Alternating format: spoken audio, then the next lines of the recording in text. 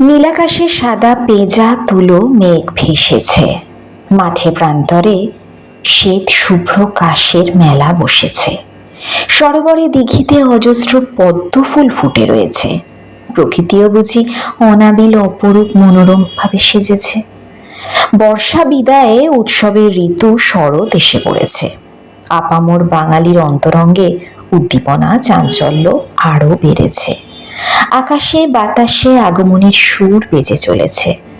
কৈলাসে স্বামী গৃহে মা জননী উতলা উগ্রীব হয়ে আগমনের অনুরণনে চারিদিকে বেজে উঠেছে যেন মঞ্জির। মা জগৎজননী মহানন্দে সপরিবারে হয়েছে পিতৃগৃহে হাজির।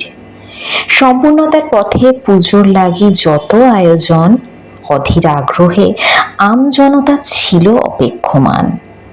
4 দিন ধরে চলবে মায়ের সাধন ভজন পূজন। পুজো সমাপন আনতে হবে নদীবৃক্ষে মায়ের মূর্তি বিসর্জন। এসেছ মাগো, তুমি পিতৃগৃহে সবকিছু করো অবলোকন। নিজ হস্তে নির্দয় প্রহারে করো অসুর শত্রু নিধন। অশান্ত এই ধরারে করো শান্তি সুখের আগার।